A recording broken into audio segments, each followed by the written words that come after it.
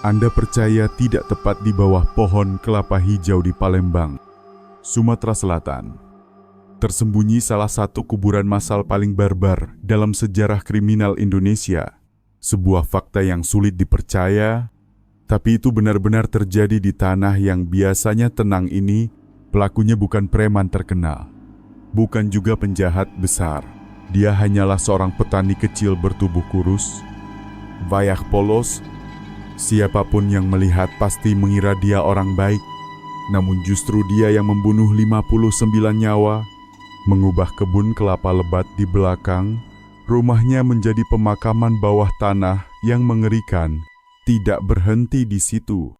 Dia melakukan hal-hal yang membuat siapapun mendengar pasti bergidik memakan daging korban untuk mendapatkan kekuatan sebelum memperkosa wanita dan menyimpan barang-barang pribadi mereka sebagai trofi sakit untuk memuaskan egonya. Selama 3 tahun, jeritan minta tolong dan jiwa-jiwa tak bersalah terkubur di bawah tanah lembab di kebun itu. Penduduk setempat tetap hidup santai, mendengar angin bertiup melalui daun kelapa tanpa tahu bahwa di bawah kaki mereka adalah neraka gelap. Kisah ini bukan hanya catatan kejahatan mengerikan, tapi juga lonceng peringatan tentang sisi gelap jiwa manusia. Karena di balik tampang bodoh dan kikuk itu, Ali Rahman, pembunuh terkenal di daerah pelabuhan, menyembunyikan masa lalu dan pikiran yang bengkok hingga membuatnya jadi setan berwujud manusia. Untuk mengerti mengapa petani kecil ini jadi pembunuh berantai, kita harus kembali ke masa kecilnya. Ali Rahman lahir di Kampung Rambutan, Kecamatan Ilir Timur, Palembang. Sebagai anak laki-laki satu-satunya, dia diperlakukan ayahnya seperti harta karun. Ayahnya mencintai dia secara berlebihan, memanjakannya buta. Ali malas kerja. Ayahnya tak pernah marah, bahkan kadang menggendongnya di punggung sambil jalan di kebun kelapa. Menganggap itu kebahagiaan. Ibunya hanya bisa menghela napas tak berdaya. Pemanjakan itu membuat Ali terbiasa jadi pusat perhatian. Semua harus melayaninya. Tapi ironisnya, tubuhnya yang kurus kecil sering dia teman-temannya. Gabungan rasa rendah diri dan pemanjakan berlebih membentuk pikiran ekstrem di dalamnya luar lemah. Tapi dalam haus kekuasaan, ingin orang lain tunduk, Ali jadi tertutup, tak bergaul, malah tenggelam dalam buku-buku cerita Tiongkok kuno, terutama kisah 3 kerajaan. Tapi bukannya belajar kebaikan, dia malah tergila-gila dengan intrik, pembunuhan, dan perebutan kekuasaan di pikirannya. Hal tertinggi bukan persaudaraan, tapi kuasa hidup mati di tangan. Bisa dibilang masa kecil yang dimanja buta, ditambah kompleks inferior dan imajinasi rusak, mengubah Ali jadi orang narsis sakit. Dia tak tahu mencinta, tak tahu berbagi, hanya tahu hidup harus berputar sekeliling dirinya. Dari anak lemah dulu, Ali pelan-pelan berubah jadi setan penghancur. Hanya tunggu saat meledak. Pada tahun 2022, di kebun kelapa lebat di Kampung Rambutan, sebuah kejadian kecil jadi awal tragedi mengerikan. Lubang septik di belakang rumah Ali Rahman penuh. Bau busuk menyengat seluruh kebun. Bagi keluarga biasa, ini bukan masalah besar. Sewa orang bersihkan, bayar sedikit uang selesai. Tapi bagi Ali, pria pelit dan malas sampai tulang, pikiran keluarkan uang untuk sewa orang membuatnya gelisah seperti kulitnya dikupas. Maka dia punya ide lisik. Pergi ke pelabuhan di Palembang cari pekerja harian. Pelabuhan waktu itu ramai pekerja miskin dari provinsi lain datang, berharap dapat kerja tukar makanan. Di tengah kerumunan itu, Ali cepat pilih mangsa. Seorang pria tua kurus, wajahnya ramah, baju dia. Pilihan sempurna dari jauh. Tak ada keluarga dekat. Lemah mudah disuruh. Saat bawa pria itu pulang, di kepala Ali bergolak obsesi lama. Hanya sedikit uang, tapi sayang sekali, kalau tak perlu bayar pasti bagus. Keserakahan dan kepelitan bergolak. Lalu sebuah pikiran gelap muncul pertama kali, bunuh untuk tak bayar upah. Awalnya dia ragu, karena itu melebihi kemalasannya biasa. Tapi semakin lihat pria itu bekerja keras di bawah matahari terik di kebun kelapa, Ali semakin tergoda. Di kepalanya bergema suara jahat kalau bunuh dia. Kau tak rugi uang. Sekaligus coba, rasanya jadi kuat. Nyawanya di tanganmu. Bukankah itu kekuasaan yang kau idamkan? Saat pekerja itu membungkuk menggali tanah, punggung basah keringat, Ali tiba-tiba mendekat dari belakang. Dia genggam erat cangkul, alat biasa untuk gali tanah di kebun, lalu hantamkan kuat ke kepala korban. Pria itu hanya sempat merintih lemah lalu roboh. Darah mengalir merah di tanah. Saat itu, di dalam Ali bukan takut, malah rasa nikmat sakit membanjiri tubuhnya. Pertama kali dalam hidup, petani kecil lemah yang dijek teman merasa jadi penguasa, pegang hak hidup mati orang lain. Kepuasan itu lebih kuat dari uang apapun, membuatnya gemetar sekaligus gembira. Setelah bunuh, Ali dingin tarik mayat ke belakang kebun kelapa, gali lubang dangkal lalu timbun. Dia tatap tanah baru ditimbun dengan ringan aneh di hati. Seperti temukan jalan hidup baru tak hanya tak bayar, tapi juga cara puaskan kekuasaan rusak yang dia impikan. Dari saat itu, pintu neraka terbuka, dan Ali Rahman dari pria malas pelit resmi lewati batas manusia. Jadi pembunuh dingin. Darah pertama itu awal rangkaian kejahatan mengerikan bertahun-tahun. Setelah rasakan nikmat dari pembunuhan pertama, Ali Rahman cepat jadikan bunuh orang kebiasaan. Lalu proses dingin seperti urus sawah. Tiap rumah bocor atap, dinding perlu perbaiki atau kebun perlu bersihkan. Ali pergi ke pelabuhan Palembang cari pekerja miskin dari luar. Mereka biasa pria kasar, sedikit keluarga, mudah hilang di arus hidup. Bagi Ali, itu sumber tenaga gratis kerja untuk dia. Lalu jadi korban setannya, dia bangun model bisnis barbar, bawa orang pulang paksa kerja keras, lalu bunuh saat selesai. Mayat timbun cepat di kebun kelapa lebat, seperti tak pernah ada. Pembunuhan selanjutnya lebih lancar dingin dari sebelumnya. Kalau yang pertama masih gemetar, semakin lama Ali semakin cepat kejam sampai merinding. Tapi untuk jaga sarang itu, Ali tak sendirian. Ada seorang wanita bernama Siti Aminah, istri malang yang terseret ke neraka dunia. Kisah Siti sudah sedih dari awal. Setelah sakit parah, dia tinggalkan cacat berat, jalan lambat, tubuh lemah, keluarga miskin. Pikir kawinkan dia dengan Ali, pemuda malas tapi punya kebun kelapa. Setidaknya anak perempuan punya sandaran. Tapi mereka tak tahu, itu saat hidup Siti jatuh ke jurang, di rumah gelap. Dia bukan istri tapi budak. Siang Siti kerja keras rumah tangga. Malam jadi alat puaskan nafsu sakit Ali. Tiap dia lawan, pukulan kejam curah. Puncak horor saat Ali paksa Siti pegang lentera minyak terangi dia timbun mayat di bawah kelapa. Bayangkan, wanita lemah gemetar di malam gelap. Tangan pegang lentera berkedip. Mata lihat suaminya gali lubang timbun orang di depan. Takut ada, jijik ada, ingin jerit ada. Tapi setiap lebam di tubuh, setiap ancam mengerikan dari Ali, matikan semua niat lawan. Pelan Siti jatuh ke kondisi psikologis disebut ketidakberdayaan terpelajar takut dan pasrah, sampai yakin tak bisa ubah nasib meski usaha. Bagi Ali, kehadiran Siti seperti alat lain di proses kejahatan. Dia ubah seluruh keluarga jadi sarang setan, rumah tempat kurung korban, kebun kuburan massal. Istri saksi bisu paksa bantu sembunyikan kejahatan. Hari demi hari, kebun kelapa lebat itu bukan tempat damai lagi tapi pemakaman rahasia. Malam angin bertiup daun. Siti gemetar dengar seperti rintih pilu dari bawah tanah, tapi tak punya tenaga lawan. Sementara Ali tak dengar apapun kecuali puas ego anehnya. Dia yakin diri kuat. Tuan pegang hak hidup mati. Dan tepat di rumah itu, di bawah kelapa hijau, Pabrik kematian beroperasi diam-diam bertahun-tahun lalu tebar maut ke hampir 50 orang tak berdosa saat jumlah korban sudah puluhan.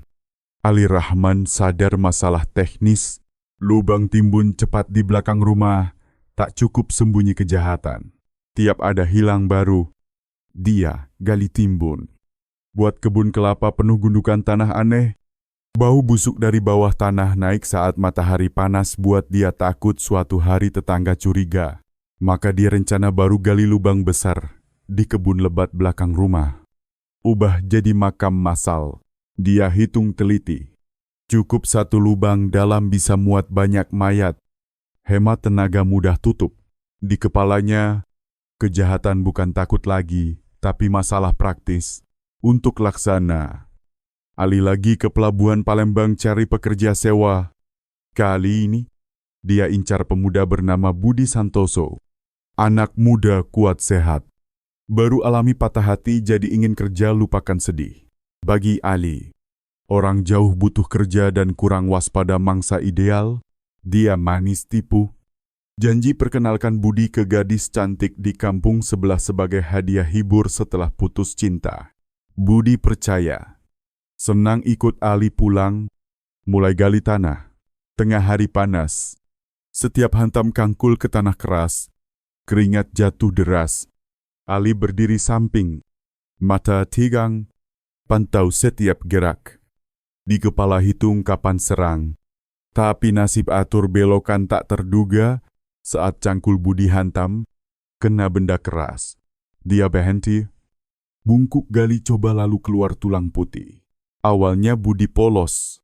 Penasaran tanya, "Pak Ali, di bawah tanah rumah Bapak ada makam ya?" Tanya itu seperti pisau menusuk hati Ali. Mukanya pucat, keringat dingin keluar.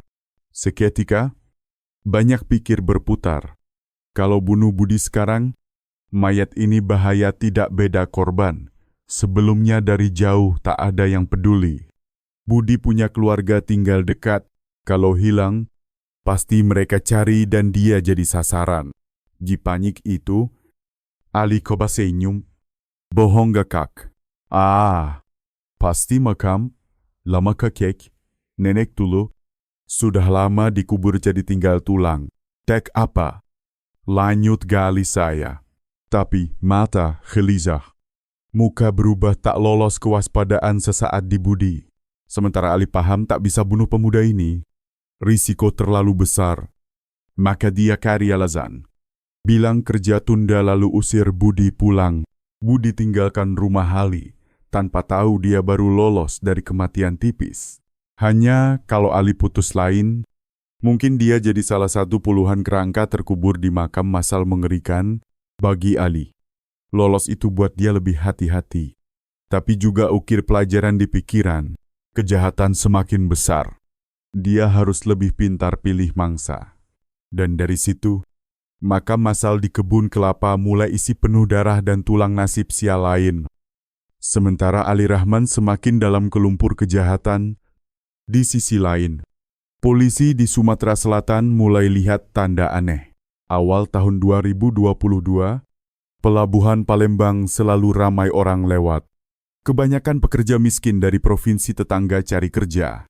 Tapi dari suatu titik, laporan hilang mulai banyak dan anehnya korban punya kesamaan pria. Dari luar hilang tanpa jejak setelah tiba di pelabuhan. Di kantor polisi provinsi, di meja Mayor Ahmad Kusuma, tumpuk berkas tebal semakin tinggi tiap bulan. Kusuma penyidik berpengalaman, sudah lewati banyak kasus rumit. Tapi kali ini dia rasakan kegelisahan sulit hilang. Setiap laporan keluarga korban seperti pisau kecil lukai harga diri polisi. Dia pikir tak mungkin banyak hilang begitu tanpa petunjuk. Apa di tanah damai ini ada kegelapan yang tak terlihat, tapi kesulitan bertumpuk tak ada TKP, tak ada saksi, tak ada jejak. Korban kebanyakan orang luar. Kadang sebulan kemudian keluarga baru sadar hilang kontak dan lapor. Saat itu semua jejak sudah dingin. Tim khusus ajukan banyak hipotesis dan paling menonjol kemungkinan korban diculik penyelundup manusia ke perbatasan Malaysia. Karena waktu itu, kasus lintas batas. penyelundupan, bahkan culik buruh ke Malaysia cukup umum. Hipotesis masuk akal karena cocok ciri korban miskin. Yau rumah, tak ada pelindung, maka operasi besar diluncur polisi pasang pos sepanjang perbatasan. Banyak blokade. Bahkan koordinasi dengan keamanan provinsi tetangga cari jejak. Puluhan penyergapan.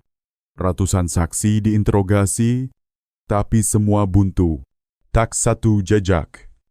Tak satu jaringan penyelundup cocok. Sementara di Palembang, surat laporan hilang terus tambah. Tiap berkas baru, Mayor Kusuma duduk diam berjam. Mata tatap kosong. Dia tahu di luar ada istri. Ibu nangis habis air mata. Sementara dia seperti kejar bayang. Apa aku salah arah dari awal? Dia tanya diri berkali tapi tak temukan jawab. Karena semua yang mereka punya hanyalah kekosongan. Di Kebu Dicu, kejahatan tetap lanjut diam, tepat di bawah kelapa hijau berhembus angin.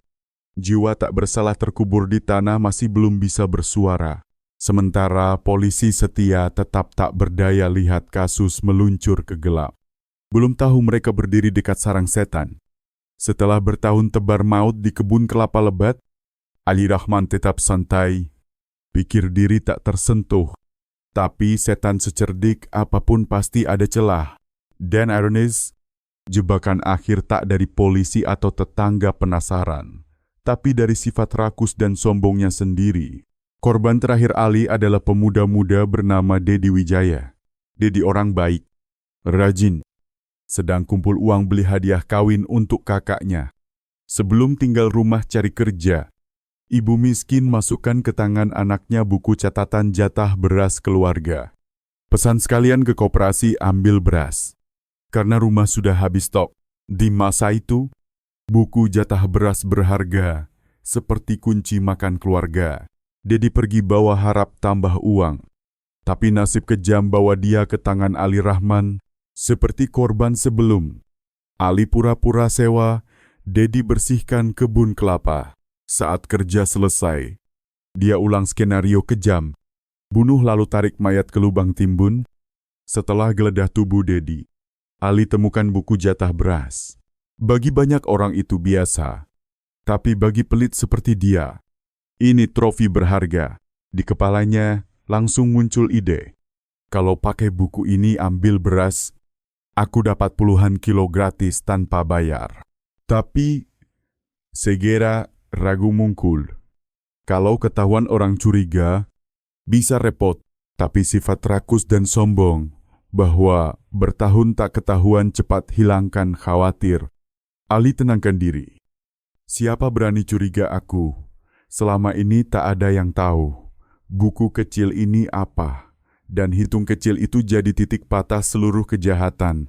Ali bawa buku jatah beras Dedi ke koperasi di kampung seberang. Di sana dia santai bohong, si Dedi utang sama saya. Jadi beras ini saya ambil. Tapi dia tak duga tindakan itu seperti tinggal sidik jari di siang bolong. Karena pegawai koperasi ingat jelas pria pendek muka licik ambil beras pakai buku orang lain. Dan ingatan itu saat dibanding dengan duka keluarga Dedi yang cari anak jadi kunci bawa kasus ke akhir. Saat itu, nasib seperti sudah atur. Bertahun kejahatan bisa sembunyi. Tapi 1 menit rakus. Ali gali kubur sendiri. Seperti kata orang tua, langit tak biarkan, bumi tak ampuni. Dan tepat dari buku jatah beras kecil itu, kegelapan tutup kebun kelapa bertahun mulai retak. Setelah kematian tragis Dedi Wijaya, seluruh keluarga tenggelam duka. Dedi pergi tanpa pamit, tanpa jejak. Tapi untung di keputusasaan itu ada benang kecil kebenar. Dan benang itu buku jatah beras yang ibu Dedi beri anak sebelum hari sial. Hari Dedi hilang. Keluarga kari kemana-mana. Ibunya ingat betul. Anakku bawa buku jatah beras. Pasti mampir koperasi sebelum pulang. Maka dia datang ke koperasi tanya. Dan cerita pegawai buat seluruh keluarga dingin. Beberapa hari lalu ada pria pendek. Muka licik ke sini, ambil beras pakai buku Dedi. Dia bilang Dedi utang sama dia. Ambil beras itu. Satu detail itu saja sudah nyalakan api curiga. Karena semua tahu Dedi baik. Jujur, seumur hidup tak pernah utang. Lalu kenapa orang asing bisa santai pakai buku berasnya? Keluarga Dedi tekad ikuti petunjuk ini. Saat sama, kebetulan nasib lain muncul. Kakak Dedi dengan teman-teman saat tanya kemana-mana sudah sampai kampung rambutan. Mereka gambarkan ke warga desa tentang pria pendek muka licik yang pegawai koperasi cerita. Langsung satu warga bilang, "Ya ampun, mirip banget sama si Ali Malas di ujung kampung." Nama Ali Rahman dari situ muncul. Tak lagi bayang tak nama jadi tersangka pertama. Keluarga Dedi langsung datang ke rumah gelap. Tersembunyi di kebun kelapa lebat. Tepat saat itu, kejutan lain terjadi. Keluarga korban sebelumnya, seperti Ahmad Faisal, juga ikuti petunjuk sendiri datang. Saat dua kelompok keluarga bertemu di depan rumah Ali, mereka sadar, sedang sama cari jawab untuk hilang misterius. Mereka saling pandang, mata penuh curiga, benci campur harap. Ketuk pintu, lalu tanya bertubi bergema. Ali yang pikir bertahun aman tiba-tiba terjebak dikelilingi. Dia gagap, mulut bengong bela diri. Tapi sikap licik semakin buat orang marah. Tak ada yang tahan lagi. Dia marah. Dua keluarga sama-sama serbu ikat Ali. Seret langsung ke kantor polisi, orang yang pikir diri pintar. S'embunyi semua. Akhir jatuh ke jerat, karena rantai kebetulan, tapi tepat mengerikan. Orang bilang jala langit luas meski renggang tapi sulit lolos. Dan benar untuk Ali Rahman. Semua rencana lisik. Semua cara kejam akhir runtuh. Hanya karena buku beras dan langkah cari anak saudara penuh sakit, tapi gigi dari keluarga korban.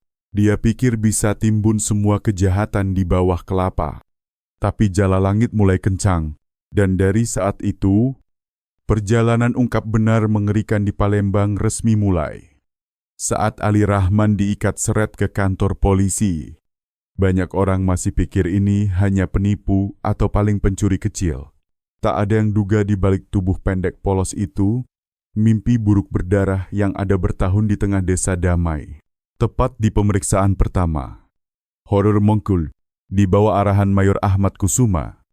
Polisi blokir rumah di kebun kelapa, pintu kayu berderit dibuka.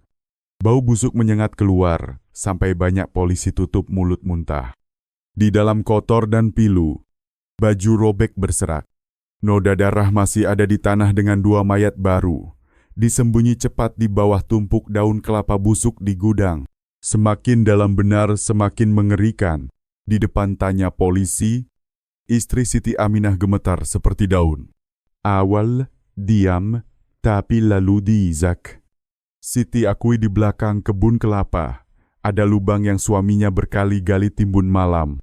Kata pengakuan itu seperti pisau tusuk hati semua hadir. Penggalian neraka mulai. Setiap hantam cangkul, lapis tanah terangkat lalu ungkap benar buat polisi berpengalaman paling tangguh pun bergidik. Awal hanya potong tulang manusia muncul, lalu kerangka utuh, tapi tak berhenti di satu dua melainkan. Semakin gali mayat semakin banyak. Bertumpuk seperti batang kelapa kering dibuang. Akhir jumlah dihitung 44 kerangka, campur aduk di satu lahan. Setiap kerangka satu hidup, satu nasib, satu mimpi terkubur tangan jahat. Warga penasaran datang. Kerumuni seluruh kebun. Tangis hancur keluarga korban campur, bisik ngeri kerumunan. Semua jadi pemandangan pilu belum pernah di tanah damai ini. Di ruang interogasi, saat ditanya motif, Ali tak tunjuk penyesalan, malah santai seperti cerita biasa. Dia akui bunuh berapa orang, cicip daging manusia dengan alasan sakit untuk kuat, perkosa wanita sebelum bunuh, lalu simpan barang mereka sebagai trofi, bahkan dia cenggengges. Kalau bukan karena buku beras aku tak tertangkap. Bunuh orang tak berguna itu rugi apa? Pengakuan itu dinginkan leher, sampai banyak penyidik genggam kursi kuat tahan amarah. Karena di depan bukan manusia lagi tapi setan pakai kulit manusia. Anggap nyawa seperti rumput. Seluruh Palembang syok. Orang tak percaya di tanah hijau baris kelapa itu, selama 3 tahun ada neraka mengerikan begitu. Kuburan massal bukti ngeri salah satu kasus barbar paling sejarah kriminal Indonesia, sudah terungkap di cahaya keadilan. Hari sidang, Ali Rahman dan istri Siti Aminah, jadi peristiwa belum pernah di Palembang. Dari pagi, ribuan warga datang ke halaman pengadilan negeri. Sesak seluruh jalan, mereka datang bukan hanya lihat wajah pelaku, tapi saksikan keadilan untuk jiwa tak bersalah. Di ruang sidang, suasana berat menyelimuti. Saat Ali dibawa masuk, matanya masih santai. Mulut menyeringai sinis. Tak ada sesal, tak ada takut. Dia angkat kepala seperti pahlawan. Sikap sombong itu semakin buat kerumunan marah. Bisik bergema seperti ombak. Sebaliknya, Siti Aminah masuk dengan muka hancur pucat. Dia duduk diam di sudut. Sesekali gemetar usap air mata. Di mimbar, suara tercekat cerita tahun hidup seperti budak. Dipukul, dipaksa dan malam pegang lentera terangi suami timbun mayat. Setiap kata dia keluar seperti pisau lukai hati pendengar. Campur kasihan marah. Bangkitannya menyakitkan. Apa dia kaki tangan? Atau juga korban malang jaksa baca dakwaan tebal, urut kejahatan langit 56 nyawa tak berdosa dibunuh. Puluhan pemerkosaan. Makan daging manusia dan simpan trofi sakit. Setiap angka, setiap detail bergema seperti palu hantam. Buat ruang sidang diam total. Hanya isak keluarga korban bergema saat ditanya kata akhir, Ali tetap petak sesal. Dia jawab kasar, saya hanya nyesel gara-gara buku beras. Kalau orang lain itu apa, semua tak berguna, mati juga tak ada yang ingat. Jawab itu buat ruang sidang bergolak. Banyak tak tahan nangis. Yang lain marah ingin serbu. Polisi harus baris cegah. Belum pernah di Palembang. Keadilan begitu diharap. Akhir. Majelis Hakim vonis mati 2 suami istri Ali Rahman dan Siti Aminah. Vonis disambut tepuk tangan campur tangis pilu. Keadilan menang, tapi tanya tetap ada. Apa Siti pantas vonis itu atau dia korban didorong ke ujung hukum harus tegas tapi hati orang tetap gelisah? Kasus Ali Rahman tutup dengan vonis mati, tapi tanya yang tinggal tetap melayang di pikiran kita. Apa kalau kecil Ali diajar kerja? Cinta dan bagi tak ada pembunuh seperti itu. Apa kalau Siti Aminah tak didesak pasrah, ada yang hentikan kejahatan tepat waktu kisah ini? Bukan hanya hukum untuk pembunuh, tapi juga untuk pemanjakan buta. Untuk keluarga salah tempat cinta. Anak besar tanpa tahu tanggung jawab.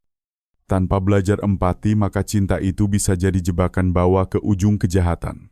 Palembang hari ini kembali damai. Kelapa tetap hayau. Sungai tetap mengalir. Warga tetap rajin cari nafkah. Tapi dalam ingatan, tanah ini punya bekas luka tak hilang untuk ingatkan generasi bahwa jahat bisa lahir dari hal kecil dan hanya sedikit lengah. Bisa besar jadi tragedi. Dari kisah ini, aku harap kalian tak hanya bergidik, tapi ingatkan diri bijak dalam cinta. Tegas tolak kekerasan dan tetap waspada agar jahat tak berkembang. Karena keadilan mungkin lambat tapi pasti datang. Jala langit luas meski renggang tapi sulit lolos. Dan pentingnya, kita masing di keluarga. Masyarakat bisa jadi bagian jala jaga damai. Bagaimana pendapat kalian tentang kisah ini? Tinggalkan komentar di bawah. Ya, jangan lupa like dan subscribe untuk cerita seru lain.